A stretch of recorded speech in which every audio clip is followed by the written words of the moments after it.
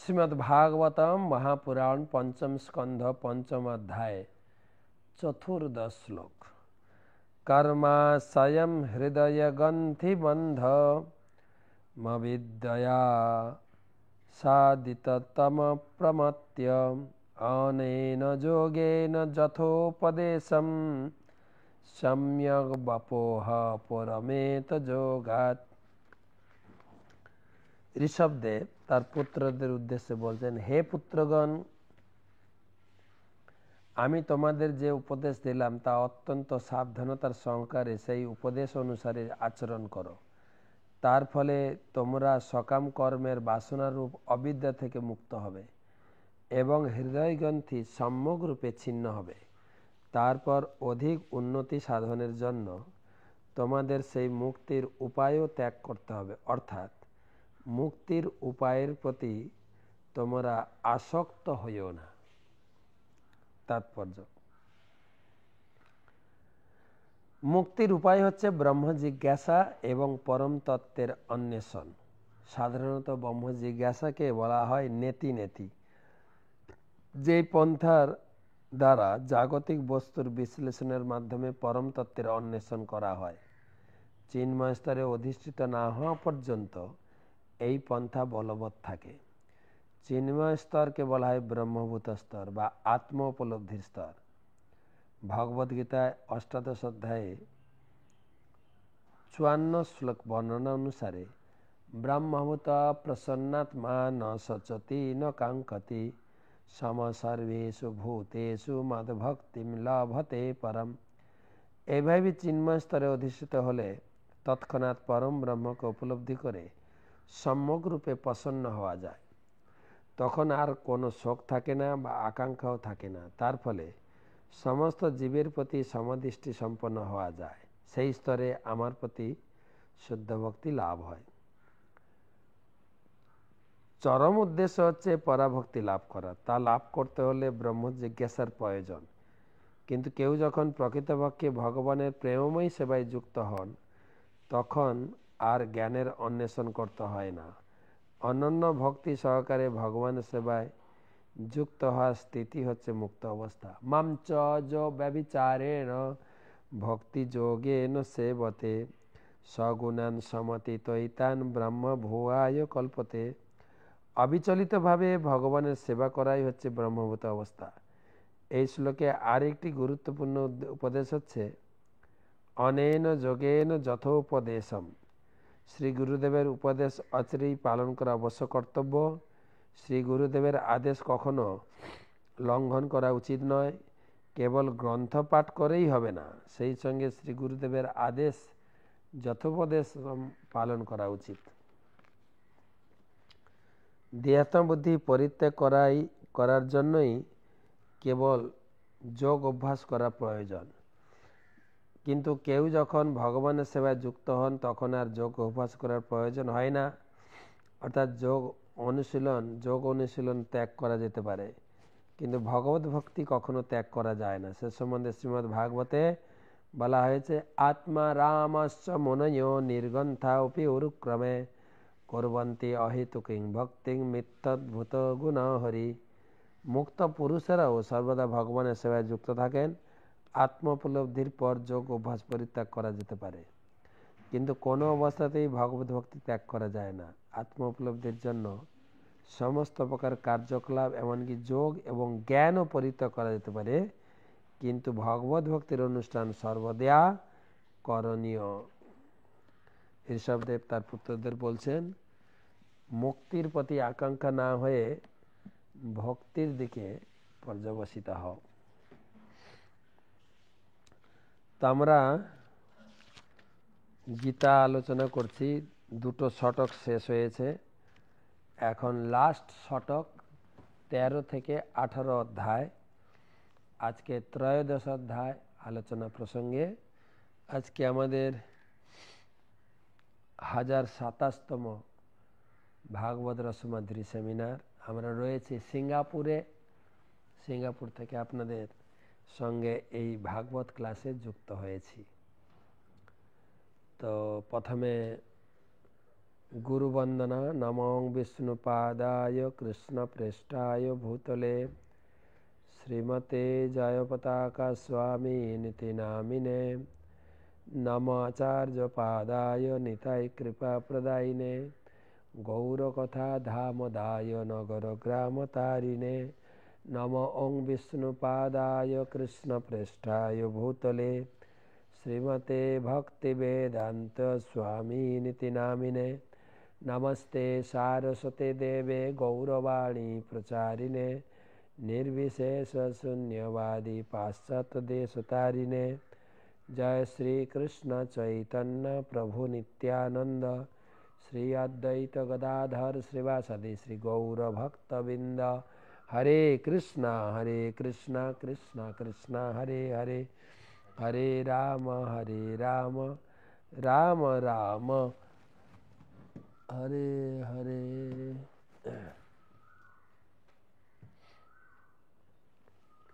ओं नमो भगवते वासुदेवाय ओं नमो भगवते वासुदेवाय ओं नमो भगवते वासुदेवाय। नारायणं नमस्कृत्यं नरं चैव नरोत्तमं देवीं सरस्वती सर्वप्रथम सकलके जानाई कृष्ण प्रीति अभिनंदन एवं शुभेच्छा आगत शुभ नववर्षेर प्रীতি शुभेच्छा। त्रयोदश अध्यायेर माहात्म्य এই গীতা মাহাত্ম্য বলছেন ভগবান নারায়ণ লক্ষ্মীকে, শিব বলছেন পার্বতীকে, সেই কথা আমরা এখানে আলোচনা করছি। শ্রী শিব বললেন, হে পার্বতী, ভগবদ্গীতার ত্রয়োদশ অধ্যায়ের অসীম মাহাত্ম্য শ্রবণ করো। এই মাহাত্ম্য শ্রবণে তুমি অভূতপূর্ব আনন্দ লাভ করবে। দক্ষিণ ভারতের তুঙ্গভদ্রা নামে একটা বিরাট নদী আছে। উপরে বসেন, উপরে।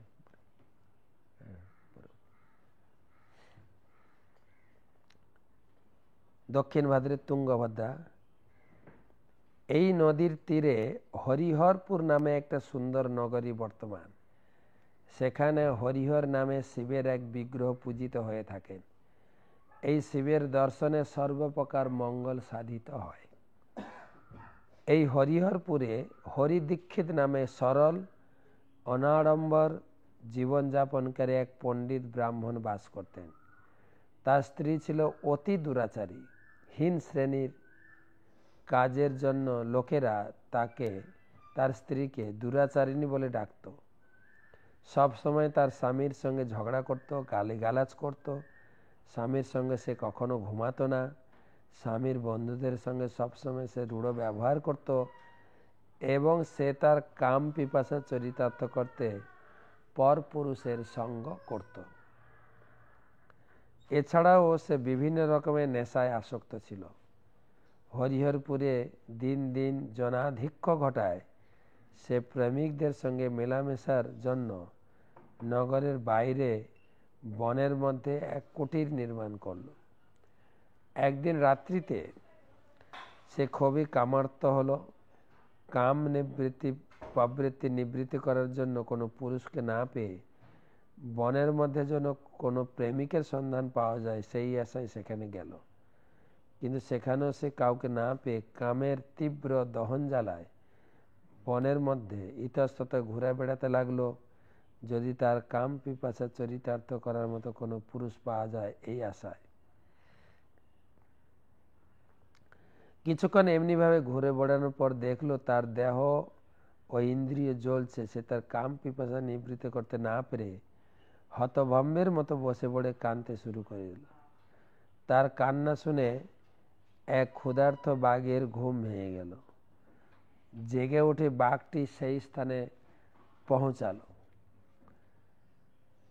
বাঘের আগমনের শব্দ শুনে কামার্তা নারী উঠে পড়ল এবং মনে মনে ভাবলো নিশ্চয়ই কেউ তার প্রয়োজন মেটাতে এগিয়ে আসছে। সে তখন দেখলো একটা বাঘ তার সামনে হাজির। বাঘটি তার তীক্ষ্ণ নখ দিয়ে তাকে চিরে ফেলতে উদ্যত হলো। তখন সেই কামার্তা নারীটি বলে, হে ব্যাঘ্র, তুমি কেন আমাকে হত্যা করতে এখানে এসেছো? এর উত্তর আগে দাও, তারপরে আমাকে হত্যা করো। ভয়ঙ্কর পশুটি তখন সেই দুরাচারী নারীকে হত্যা না করে হেসে উঠল। তারপর সে এই কাহিনীটি বলল। দাক্ষিণাত্যে মালাপন্থা নামে একটি নদী আছে, তার তীরে মণিপূর্ণ নামে এক নগরী অবস্থিত। সেখানে পঞ্চলিঙ্গ নামে ভগবান শিবের এক বিখ্যাত বিগ্রহ আছে। সেই নগরে এক ব্রাহ্মণ পরিবারে আমার জন্ম হয়। এমন উচ্চ বংশ জন্ম হলেও আমি কিন্তু খুবই লোভী ছিলাম। নিজের ইন্দ্রিয়গুলির ওপরে আমার কোনো নিয়ন্ত্রণ ছিল না। আমি নদীর তীরে বসে ভাবতাম এবং নদীর তীরে বসে থাকতাম এবং যজ্ঞ করতে কোনো লেগে গেলে কিছু না জেনেও তার যজ্ঞ সম্পাদন করতাম। জড়বাদী লোকেদের বাড়িতেও আমি আহার গ্রহণ করতাম। যজ্ঞ ও বিগ্রহ অর্চনার নামে আমি প্রয়োজন অতিরিক্ত অর্থ সংগ্রহ করতাম।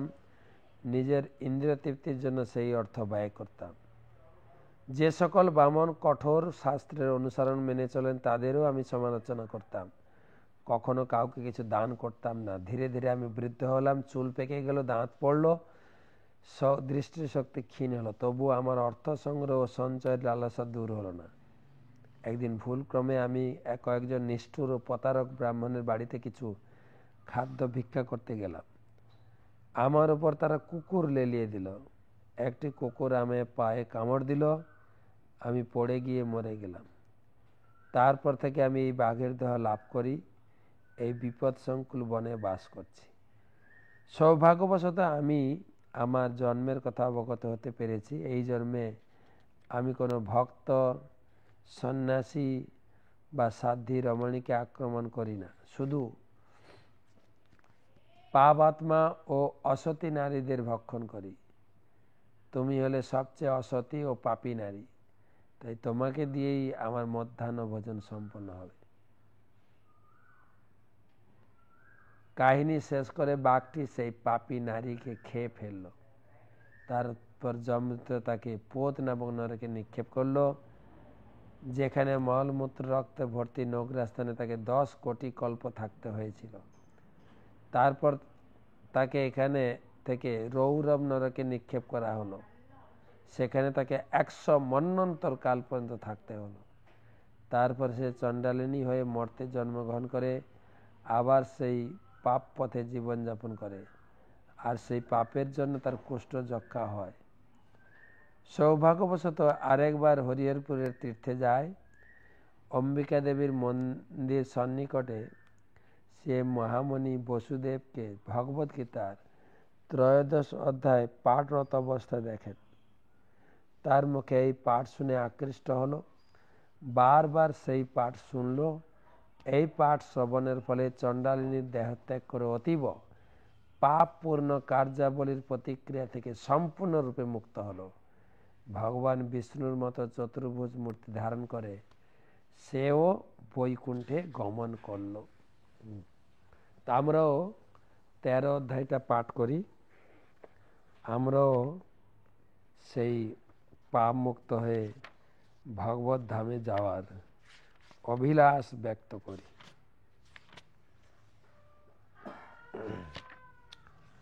তো প্রকৃতি পুরুষ বিবেক যোগ 13 বা 13 অধ্যায় 35টি শ্লোক আছে। এই 13 অধ্যায় থেকে 18 অধ্যায় পর্যন্ত হবে জ্ঞান শতক। প্রথমে 6 অধ্যায় কর্ম সম্বন্ধে আলোচনা হয়েছে, মাঝখানের হচ্ছে ভক্তি, এখন হচ্ছে জ্ঞান। 13 অধ্যায় প্রকৃতি পুরুষ বিবেক যোগ। অর্জুন উবাচ প্রকৃতিং পুরুষম চৈব ক্ষেত্রম ক্ষেত্রজ্ঞমেব চ এতৎ বেদিতুম ইচ্ছামি জ্ঞানম জ্ঞেয়ম চ কেশব। অর্জুন জিজ্ঞাসা করলেন, হে কেশব, আমি 6টি জিনিস জানতে চাই, ক্ষেত্র, ক্ষেত্রজ্ঞ, জ্ঞান জ্ঞেয় এবং প্রকৃতি পুরুষ। শ্রী ভগবানুবাচ ইদম শরীরম কৌন্তেয় ক্ষেত্রমিত্যাভিধীয়তে एतद्यो वेत्ति तं प्राहु क्षेत्रज्ञ इति तद्विद। परमेश्वर भगवान बोलेन, हे कुंतीयो, এই শরীরকে বলা হয় ক্ষেত্র। এই শরীরকে যে জানে তাকে বলা হয় ক্ষেত্রজ্ঞ। ক্ষেত বুঝেন তো? ক্ষেত, আমাদের জমি বলেন, জমিকে ক্ষেত বলা হয়। ধানের ক্ষেত, গমের ক্ষেত, সবজির ক্ষেত, সরষের ক্ষেত। তো এই জমিটা, এই শরীরটা হচ্ছে একটা ক্ষেত। কিসের ক্ষেত? গীতার শুরুতে বলা হয়েছে ধর্মের ক্ষেত। এই শরীরের ভিতরে যে আত্মা আছে তাকে বলা হয় ক্ষেত্রজ্ঞ। ক্ষেত্র হচ্ছে এই দেহ, ক্ষেত্রজ্ঞ হচ্ছে আত্মা। ক্ষেত্রম জ্ঞম চাপি মাং বিদ্ধি সর্বক্ষেত্রেষু ভারত। ক্ষেত্র ক্ষেত্র গয়োর জ্ঞানম যৎজ্ঞাত্যম অজ্ঞানম যত্তৎ জ্ঞানং মতং মম। ক্ষেত্রজ্ঞ দুই প্রকার, আত্মা এবং পরমাত্মা। আত্মা এবং পরমাত্মা।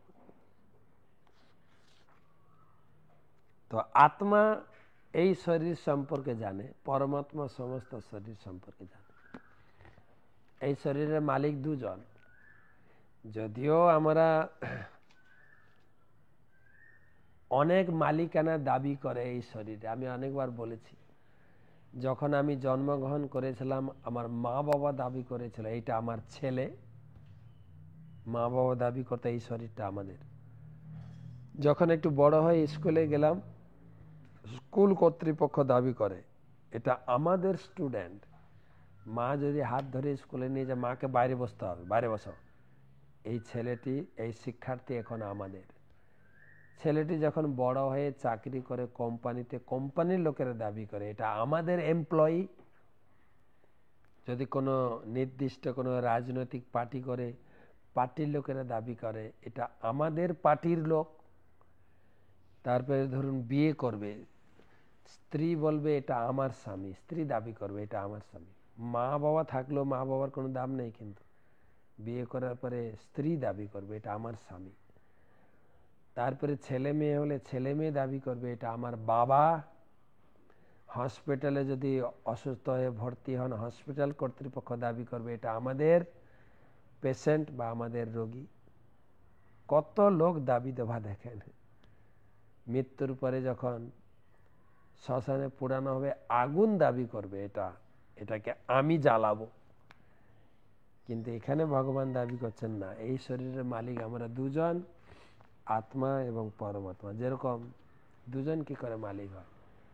ধরুন আপনি আপনার দেশে আছেন, বাংলাদেশ বা ভারতবর্ষে। আমি যেখানে আছি সিঙ্গাপুর, এটা আমি জানি না ব্যাপারটা কীরকম, কিন্তু ভারত বা বাংলাদেশে ধরুন আপনার বাড়ি আছে, জমি আছে, সেই জমির মালিক দুজন, কিন্তু আপনিও মালিক, সরকারও মালিক। আর আমাদের পশ্চিমবঙ্গে তো তিনজন মালিক হয়ে যায়। আমি নিজে মালিক, রাজ্য সরকার মালিক, আবার কেন্দ্র সরকার মালিক, তিনজন মালিক। যাই হোক, ভগবান বলছেন এই শরীরের মালিক দুইজন, আত্মা এবং পরমাত্মা। তৎক্ষেত্রম যৎ যাদৃক চ যদ্বিকারী যতশ্চ যৎ সযৎ যো যৎ প্রভাবশ্চ তৎসমাসেন ময় শ্রেণু। সেই ক্ষেত্র কি, তার গঠন কি প্রকার, তার বিকার কি, তার আকার, তা কার থেকে উৎপন্ন হয়েছে, সেই ক্ষেত্রজ্ঞের স্বরূপ কি, প্রভাব কি, বিস্তারিত বলছি।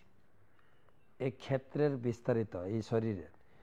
ঋষিভি বহুধা গীতম ছন্দভি বিবিধৈ পৃথক ব্রহ্মসূত্র পদেশ্চৈব হেতুমাদ্ভি বিনিশ্চতেই। এই ক্ষেত্রজ্ঞের কথা বিভিন্ন শাস্ত্রে মনীষীদের বাক্যে যা আলোচনা হয়েছে সেটাই আলোচনা করব। মহাভূতানাংকারো বুদ্ধিমাবাক্ত এবচ ইন্দ্রিয়াণি দশৈকম চ পঞ্চ ইন্দ্রিয় গোচরা ইচ্ছাদেশ সুখম দুঃখম সংঘাত চেতনা ধৃতি এতৎ ক্ষেত্রম সমাসেন সবিকারম উদাহৃত। এই যে পঞ্চ মহাভূত দিয়ে শরীর গঠিত, ক্ষিতি তেজ মরুদ বোম। তারপরে অহংকার, বুদ্ধি, অব্যক্ত 10 ইন্দ্রিয় ও মন, ইন্দ্রিয়ের 5টি বিষয়, ইচ্ছা, দেহ, সুখ, দুঃখ, সংঘাত ও পঞ্চ মহাভূতের পরিণামরূপ দেহ, চেতনা ও ধৃতি, এসব কিছু নিয়ে দেহ। অমানিত্যম, অদম্ভিতম, অহিংসাম, ক্ষান্তিম, আর্জবম, আচার্যোপাসনম, শৌচম, স্থৈর্যম, আত্মবিনিগ্রহম, ইন্দ্রিয়ার্থেষু বৈরাগ্যম, অনহংকার এব চ, জন্ম মৃত্যু জরা ব্যাধি দুঃখ, জন্ম মৃত্যু জরা ব্যাধি দুঃখ দোষানুদর্শনম, আসক্তি অনভিসংজ্ঞ পুত্রদার গৃহাদিষু, নিত্যম চ সমচিত্যত্বম, অনিষ্ট অনিষ্ট পপত্তিষু, ময়ি চ অনন্য ভাবেন ভক্তি চ অব্যভিচারিণী, বিবিক্ত দেশ সেবিত্যম রতির্জন সংসদি, এতৎ জ্ঞানমিতি প্রক্তম অজ্ঞানম যততো অন্যথা। ক্ষেত্র হচ্ছে দেহ, ক্ষেত্রজ্ঞ হচ্ছে আত্মা পরমাত্মা। এবারে জ্ঞান, জ্ঞান আর জ্ঞেয় আলোচনা হচ্ছে। ভগবান বলেছেন যে জ্ঞানের কয়েকটি লক্ষণ দিয়েছেন। অমানিত্যম, আমি যে জ্ঞান গ্রহণ করেছি আমি খুব বিনয়ী হব। দম্ভ শূন্যতা, অহিংসা, সহিষ্ণুতা, সরলতা, গুরু সেবা, শৌচ, স্থৈর্য, আত্মসংযম, ইন্দ্রিয় বিষয়ে বৈরাগ্য, অহংকার শূন্যতা এবং অনন্য ও অব্যভিচারিণী ভক্তি, এগুলো নিয়ে জ্ঞানের কয়েকটি বিষয়। তবে অব্যভিচারিণী ভক্তি যদি থাকে, অব্যভিচারিণী ভক্তি মানে আমরা 16 অধ্যায় আরো ডিটেলস, না 16 না 14 অধ্যায় আরো ডিটেলস আলোচনা হবে। তবে অব্যভিচারিণী ভক্তি মানে মানে যেন ব্যভিচারী বা সবাইকে ভগবান বলে না মনে করি, কেবল কৃষ্ণই ভগবান, সেটাকে বলে অব্যভিচারিণী ভক্তি। থাকলে বাকি সব গুণগুলো প্রকাশিত হবে। জ্ঞেয়ম যত্তৎ প্রবক্ষ্যামি, যত্তৎ জ্ঞাতামৃতম অশ্নুতে, অনাদিমৎ পরমং ব্রহ্ম ন সত্যম অনসদুচ্যতে। এখন জ্ঞানের কথা বললাম, জ্ঞাতব্যের কথা বলবো।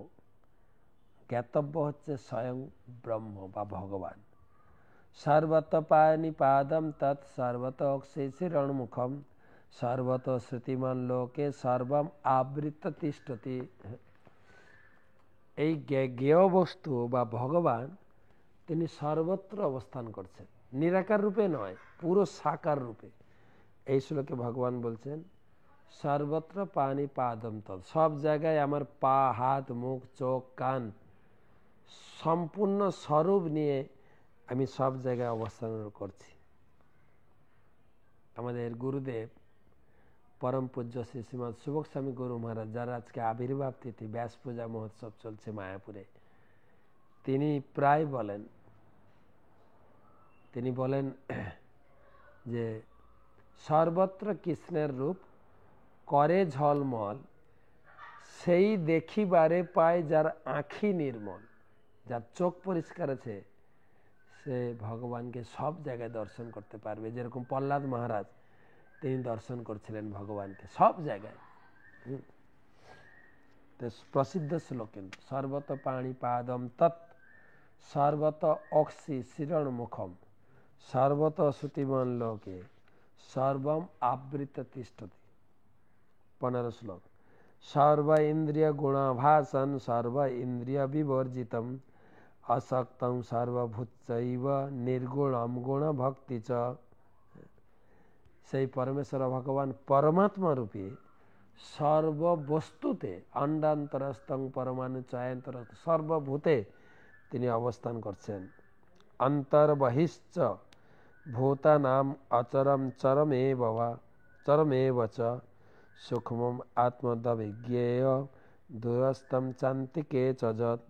সেই পরম তত্ত্ব চরাচর সমস্ত ভূতের অন্তরে বাইরে বর্তমান, অত্যন্ত সূক্ষ্মতা হেতু তিনি অবিজ্ঞেয়, যদিও তিনি বহুদূরে অবস্থা, তিনি নিকটে রয়েছেন। ভগবান তিনি আমাদের থেকে দূরেও রয়েছেন, আমাদের খুব নিকটে রয়েছেন। কোথায় আছেন বলেন তো? আমাদের হৃদয়ে আছেন। সেই জন্য তিনি চাইলে আমার মন থেকে, আমার চোখের আড়াল থেকে অনেক দূরে চলে যেতে পারেন, আবার চাইলে তিনি কাছেই প্রকাশিত হতে পারেন। অবিভক্তম চ ভূতেষু বিভক্তিমিব চ স্থিতম ভূত ভর্তৃ চ তৎকেয়ম গ্রসিষু প্রভবিষ্ণু চ। যদিও ভিন্ন ভিন্ন বস্তুতে ভিন্ন ভিন্নভাবে দেখা হয় ভগবানকে, জলের পাত্র যদি কলসিতে, পুকুরে, ডোবাতে আলাদা আলাদা দেখা যায় না, কিন্তু ভগবান কিন্তু বিভক্ত নন, ভগবান কিন্তু এক। জ্যোতিষামপি তজ্জ্যোতি তমস পরমুচ্যতে জ্ঞানম জ্ঞেয়ম জ্ঞানগম্যম হৃদি সর্বস্ব তিষ্ঠতে। ভগবান তিনি জ্ঞান, তিনি জ্ঞেয়, তিনি জ্ঞানগম্য। ভগবানই আদি অন্ত মধ্য সব জায়গায়। इति क्षेत्रम तथा ज्ञानम ज्ञेय चोक्तम समासतः मद्भक्त तद्विज्ञाय मद्भावाय उपपद्यते। এই ক্ষেত্র জ্ঞান ও জ্ঞেয় এ কেবল আমার ভক্তরা ধরতে পারবে, বাইরের লোক ধরতে পারবে না। প্রকৃতিং পুরুষম চৈব বিদ্যনাধি উভাবপি বিকারাংশ গুণাশ্চৈব বিদ্ধিং প্রকৃতিম সম্ভবান। এই প্রকৃতি এবং পুরুষ এবারে আলোচনা করব। এই প্রকৃতি পুরুষ হচ্ছে আমারই অংশ এবং অনাদি বলে জানবে, আমার থেকে উৎপন্ন বলে জানবে। কার্যকারণ কর্তৃত্বে হেতু প্রকৃতি উচ্যতে পুরুষ সুখ দুঃখ্যানাম হেতু ভক্তিত্বে হেতু উচ্যতে। এই জগতের সমস্ত কিছু কার্যকারণ যা কিছু আছে সব কিছুর হেতু, তো কার্যকারণ হেতু হচ্ছে প্রকৃতি পুরুষ, আর মানুষের সুখ দুঃখের কারণ হচ্ছে জীব নিজে। ভগবান বুঝাচ্ছেন পুরুষ প্রকৃতিতস্ত হি ভূমতে প্রকৃতিম জান গুণান কারণ গুণ সংঘর্ষ সৎ অসৎ জনি জন্মসু। প্রকৃতির এই গুণের সঙ্গ প্রভাবে সৎ ও অসৎ জনিতে আমাদের জন্মগ্রহণ হয়। প্রকৃতির গুণ, তিন গুণ, সত্য রজগুণের প্রভাবে আমাদের কখনো সৎ, কখনো উচ্চ জন্ম, কখনো নিচু জন্ম, এইভাবে চলছে। ভগবান হৃদয়ে বসে সবকিছুর সাক্ষী রাখছেন। উপদ্রষ্টা অনুমন্তা চ ভর্তা ভোক্তা মহেশ্বর পরমাত্মেতি চাপুক্ত দেহস্মিন পুরুষ পর। এই পরমাত্মা তিনি উপদ্রষ্টা অনুমন্তা রূপে আমাদের শরীরে রয়েছেন, যা সবকিছু তিনি সাক্ষী রাখছেন। উপদ্রষ্টার অনুমন্তা মানে কি? তার কাছে যদি আমরা ভালো উপদেশ চাই তিনি ভালো উপদেশ প্রদান করবেন, আর খারাপ উপদেশ চাইলে খারাপ উপদেশ দেবেন না। আর তিনি অনুমন্তা, অনুমন্তা মানে আমি কোনো কিছু বাসনা করব, ভগবান অনুমোদন করবেন, প্রকৃতি সাপ্লাই দেবেন। এইভাবে জীব, ভগবান ও প্রকৃতির একটা বিশেষ সম্বন্ধ। তাই চাওয়া পাওয়াটা শুদ্ধ হওয়া চাই, তা না হলে আমাকে বারবার এই কষ্ট করে জন্মগ্রহণ করে আমাকে এই জগতে কষ্ট ভোগ করতে হবে। সেটাই ভগবান এখানে বুঝাচ্ছেন। পুরুষ প্রকৃতিতস্ত হি ভুঙ্ক্তে প্রকৃতিম জান গুণান কারণ গুণ সংঘর্ষ সৎ অসৎ জনি জন্মসু। এই ত্রিগুণ সত্য রজতম গুণের প্রভাবে আমাদের বারবার কখনো নিচু জনিতে জন্ম হচ্ছে, কখনো উচ্চকুলে জন্ম হচ্ছে, এই গুণের প্রভাবে। উপদ্রষ্টা অনুমন্তা চ ভর্তা ভোক্তা মহেশ্বর পরমাত্মেতি চাপুক্ত দেহস্মিন পুরুষ পর। কিন্তু পরমাত্মা বা ভগবান তিনি উপদ্রষ্টা, অনুমন্তা আর ভোক্তা। তিনি আসল ভোক্তা, আমরা কেউ ভোক্তা নই। स एवं वेत्ति पुरुषं प्रकृतिं च गुणैः सह सर्वथा वर्तमानोऽपि न स भूयोऽपि जायते। যিনি এই প্রকৃতি এবং পুরুষের যে সম্পর্ক, পুরুষ মানে হচ্ছে ভগবান, জীব, ভগবান এবং প্রকৃতি, এই তিনটা সম্বন্ধ যিনি ভালো করে জানতে পারবেন তিনি এই কঠিন জীবন থেকে উদ্ধার পেয়ে যাবেন। কিভাবে জানতে পারবেন? ধ্যানেনাত্মনি পশ্যন্তি কেচিৎ আত্মনা আত্মনা অন্যে সাংখ্যেন যোগেন কর্মযোগেন চাপরে। কেউ কেউ ধ্যানের মাধ্যমে জানার চেষ্টা করে, কেউ ভগবানকে পাওয়ার চেষ্টা করে, কেউ দর্শনের দ্বারা, কেউ যোগের দ্বারা, কেউ বিভিন্ন প্রকার কার্যকলাপের দ্বারা ভগবানকে জানার চেষ্টা করে। অন্যতেবম অজানন্ত শ্রুত্যান্যভ্য উপাসতে তেপি চাতি তরন্তেব মৃত্যুম শ্রুতিপরায়ণা। আবার কেউ কেউ সারা জীবন গুরুদেবের কাছে গীতা ভাগবতের জ্ঞান শুনে শুনে ভগবানকে জানার চেষ্টা করে। যাবৎ সংজায়তে কিঞ্চিত সত্যম স্থাবর জঙ্গমম ক্ষেত্র ক্ষেত্রজ্ঞ সংযোজাত তদ্বিদ্ধি ভারতর্ষভ। ভগবান বলছেন এই তত্ত্বটা ভালো করে জানা উচিত। এই জগতে সব কিছু, যা কিছু জগতে রয়েছে, ক্ষেত্র, ক্ষেত্রজ্ঞ আর পুরুষ, এই তিনটির দ্বারা এই জগৎ গঠিত হয়েছে।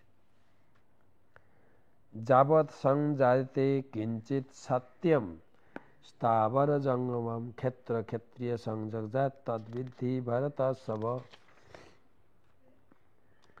সমম সর্বেষু ভূতেষু তিষ্ঠন্তম পরমেশ্বর বিনশ্বৎ সবিনস্তম য পশ্যন্তি স পশ্যতি। যিনি জীবনে পরমাত্মাকে দর্শন করার জন্য সেই যোগ্যতা অর্জন করেছেন, তিনি সবসময় ভগবানকে দর্শন করেন। তিনি কারোর কোনো কিছু খারাপ কাজ করেন না, কেন সব জায়গায় তিনি ভগবানকে দর্শন করেন। সমং পশ্যম হি সর্বত্র সমবস্থিত মিশ্বরম ন হি নন্তাত্মনাত্মানম ততো জাতি পরাম গতি। যিনি সর্বত্র সমভাবে পরমাত্মাকে দর্শন করেন, তিনি কখনো খারাপ কর্মে অধপতিত হন না। সবসময় ভগবান দেখছেন, তাই খারাপ কর্ম তিনি করবেন কি করে। প্রকৃত্যৈব হি কর্মাণি ক্রিয়মাণানি সর্বশ য পশ্যতি তথাত্মানম অকর্তারম স পশ্যতি। কেউ যদি উপলব্ধি করেন এই জগতে সব কিছু হচ্ছে ভগবানের দ্বারা, আমি যা করছি, যা চিন্তা করছি, গাছের পাতা নড়ছে, গাড়ি ঘোড়া চলছে, প্রকৃতি চলছে, সূর্য উঠছে, ঋতু পরিবর্তন হচ্ছে, সব ভগবান করছেন, এইটা উপলব্ধি করাটাই হচ্ছে যথার্থ দর্শন। ভগবান ছাড়া এই জগতের কোনো অস্তিত্বই নেই, এই উপলব্ধি করতে পারলে আপনি কিন্তু সমস্ত জ্ঞান উপলব্ধি করতে পেরেছেন। সব জায়গায় ভগবানকে দর্শন করে। অনাদিত্যানি গুণত্যাৎ পরমাত্মামম অব্যয়ম শরীরস্থপি কৌন্তেয় ন করোতি ন লিপ্যতে। এই অবস্থা যিনি পৌঁছে যান, তিনি জীবনে কোনো খারাপ কাজ, খারাপ চিন্তা, খারাপ সঙ্গের দ্বারা প্রভাবিত হন না। তিনি ভগবানের মতো শুদ্ধত্ব হয়েছে। যথা সর্বগতম সৌখ্যাত আকাশম নোপলিপ্যতে সর্বত্র অবস্থিত দেহে তথাত্মা নোপলিপ্যতে। আকাশ যেরকম সর্বগত হওয়া সত্ত্বেও তিনি কোথাও লিপ্ত হন না, তাই কোন শুদ্ধ আত্মা, শুদ্ধ ভক্ত এই জগতে থাকলেও এই জগতের কোনো কলুষের দ্বারা তিনি প্রভাবিত হন না। এর আগে পঞ্চম অধ্যায়ে বলা হয়েছে পদ্মপত্র ইমাম ভাষা। পদ্মপাতা যেরকম জলে থাকলেও জল তাকে ভেজাতে পারে না, ঠিক সেই রকম যিনি আত্মজ্ঞান বা শুদ্ধ ভক্ত লাভ করেছেন, শুদ্ধ ভক্তি, সে এই জগতে থাকলে কোনো সুখ দুঃখ ঝড় বাতাস তাকে প্রভাবিত করতে পারে না। লাস্ট দুটো শ্লোক। যথা প্রকাশতেক কৃষ্ণম লোকমিমম রবিঃ ক্ষেত্রম ক্ষেত্রী তথা কৃষ্ণম প্রকাশয়তি ভারত। এক সূর্য যেরকম সারা জগৎকে প্রভাবিত করে, পরমাত্মাও এবং পরমাত্মার অংশ আত্মা একটা জগৎকে, একটা জীবকে জাগরিত রাখে। আত্মা না থাকলে তো এই শরীরটা যতই ভালো হোক না কেন, যতই আপনি বিউটি পার্লারে নিয়ে সাজান না কেন, এই শরীরের কোনো মূল্য থাকবে না যদি আত্মা চলে যায়। কত সাজাবেন তখন? তো লাস্ট শ্লোকে বলছেন আবার, ক্ষেত্র ক্ষেত্রজ্ঞয়োরেবম অন্তরম জ্ঞান চক্ষুষা ভূত প্রকৃতি মোক্ষম যে বিদুর জানতি তে পরম। ভগবান বলছেন এই ক্ষেত্র ক্ষেত্রজ্ঞ যদি কেউ পার্থক্য দর্শন করে সে প্রকৃত জ্ঞানী। তাই এই জগতে সব কিছু, ক্ষেত্র মানে দেহ, ক্ষেত্রজ্ঞ মানে আত্মা, এই জগতে সব কিছু ক্ষেত্র ক্ষেত্রজ্ঞ দিয়ে এই জগৎ তৈরি হয়েছে। আর এটাই ভালো করে উপলব্ধি করতে পারলে প্রকৃত জ্ঞান লাভ করা যাবে। কিরকম না, জীব আশা পোষণ করে, ভগবান অনুমোদন করেন, প্রকৃতি সাপ্লাই দেয়, তারপরে আমি ভোগ করতে পারি, সে দুর্ভোগ আর সৌভোগ দুটোই। তো এখানে এই অধ্যায় সমাপ্ত। শরীর, আত্মা, ভগবান এবং প্রকৃতি সব মিলিয়ে এই জগৎ সৃষ্টি হয়েছে। ইতি জড়বন্ধন থেকে মুক্তি বিষয়ক প্রকৃতি পুরুষ বিবেক যোগ নামক ভাগবত গীতা 13 অধ্যায়ে ভক্তি বেদান্ত তাৎপর্য। 6টা জিনিস ক্লিয়ার। ক্ষেত্র মানে হচ্ছে দেহ, ক্ষেত্রজ্ঞ মানে হচ্ছে আত্মা পরমাত্মা, জ্ঞান মানে জ্ঞান, 19টা জ্ঞানের কথা বলা হয়েছে, জ্ঞেয় মানে ভগবান, প্রকৃতি মানে এই প্রকৃতি জড়া প্রকৃতি, পুরুষ মানে হচ্ছে ভগবান। তো 3 জায়গায় পুরুষ হয়েছে, জ্ঞেয় পুরুষ, ক্ষেত্রজ্ঞ পুরুষ আর এমনি প্রকৃতি পুরুষ। তো ভগবান সর্বত্র রয়েছে, ভগবান ছাড়া এবং ভগবানের কৃপা ছাড়া এই জগতে কোনো কিছুর অস্তিত্ব থাকতে পারে না। যাই হোক, 13 অধ্যায়ে থেকে 18 অধ্যায়ে জ্ঞান বিষয়ক আলোচনা হবে। জ্ঞান, জ্ঞান এটাকে বলে জ্ঞান শতক। প্রথমে 6টা তত্ত্ব আলোচনা হলো, এরপরে 14 অধ্যায়ে 3টি গুণের কথা আলোচনা হবে। 14, 15, 16, 17 4 অধ্যায়ে গুণের কথা আলোচনা হবে। 3টি গুণ কি, সতগুণের লক্ষণ কি, রজগুণের লক্ষণ কি, তমগুণের লক্ষণ কি, এমনকি কোন গুণে মৃত্যু হলে কোন দিকে আমার গতি হবে। আমাদের তো পিতামাতা মারা গেলে এমনি বলে দিই স্বর্গীয় পিতৃদেব মাতৃদেবী, আমরা স্বর্গে পাঠাই দিই না। মৃত্যুর পরে আমি স্বর্গে যাব না, নরকে যাব না, ভগবত ধামে যাব না, এখানে থাকবো, তা আলোচনা হবে। 14 অধ্যায় ত্রিগুণ সম্বন্ধে আলোচনা হবে। তো সেটা আমরা পরের ক্লাসে আলোচনা করব। এখন গীতা দানের লিস্ট। মহাকুম্ভ মেলা উপলক্ষে যারা যারা গীতা দান করেছেন, মমতা দে আসাম থেকে 11টি গীতা, অমৃতা দে 5টি, করুণা সিন্ধু জগন্নাথ দাস 1টি, নির্মলা বসুধা দেবী দাসী 1টি, মৌলি গর্গ 1টি, শ্রীপতি অচ্যুত দাস প্রতি মাসে 16টি গীতা, 108টি স্মল বুক, পলি ঘোষাল 6টি গীতা, অমৃতা চিত্রা দেবী দাসী 1টি গীতা, সুশীল মাধব দাস প্রতি একাদশীতে 2টি গীতা, বিনোদিনী গৌরাঙ্গ দেবী দাসী 2টি গীতা, জয়ানন্দ বলরাম দাস বোম্বে থেকে 2টি গীতা, নীলমণি পদ্মা দেবী দাসী 5টি গীতা, অজয় কুন্তি মেদিনীপুর থেকে 11টি গীতা, ভেঙ্কটাদ্রি চৈতন্য দাস নাতনির জন্মদিন উপলক্ষে 12টি গীতা, সুখন্তলা বি 12টি ছোট বই, জগৎ পাবনী সত্তা দেবী দাসী 2টি গীতা, মধুভাসিনী হারিণী দেবী দাসী 30টি গীতা, চন্দনা পাঠক 2টি গীতা,